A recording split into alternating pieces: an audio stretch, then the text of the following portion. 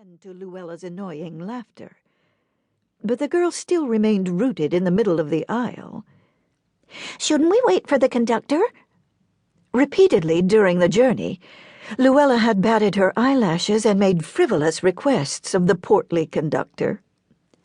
"For what purpose?" Evelyn pointed to the opening at the end of the car with the tip of her satin parasol. "The train has stopped.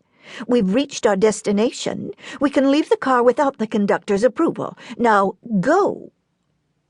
Luella bolted forward, and the others followed.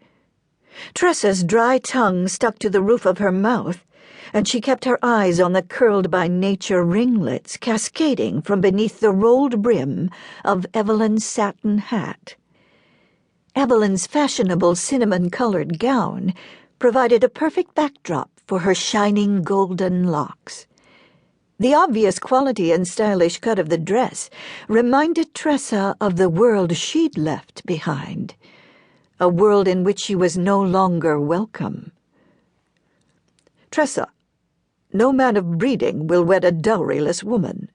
Your unfortunate situation with Tremaine Woodward certainly proves my point."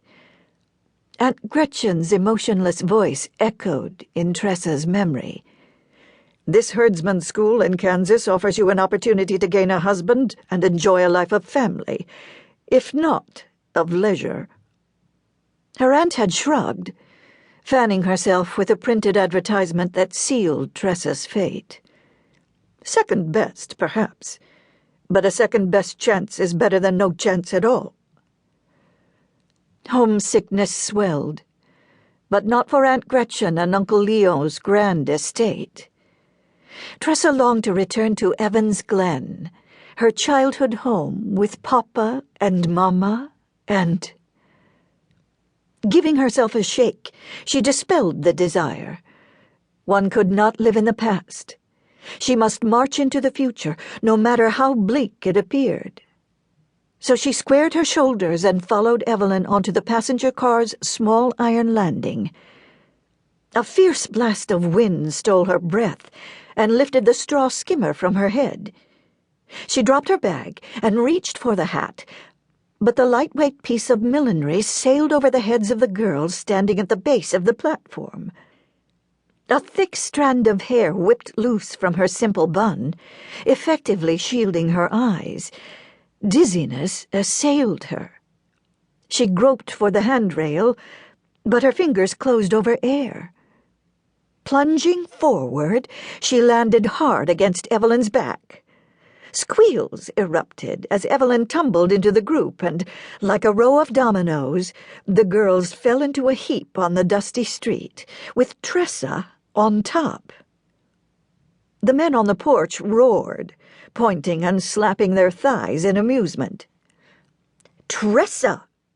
Evelyn's demanding voice carried over the other girls' complaints. She jabbed Tressa with her elbow.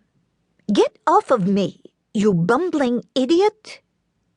Tressa tried to right herself, but the wind tangled her skirts around her legs, trapping her in place. Suddenly, fingers grasped her waist and lifted her. The woman Tressa had identified as Mrs. Wyatt set Tressa to the side and then reached into the fray. "Stop that caterwauling!" she chided as she grabbed Evelyn's upper arm and pulled her from the pile. Tressa marveled at the woman's strength.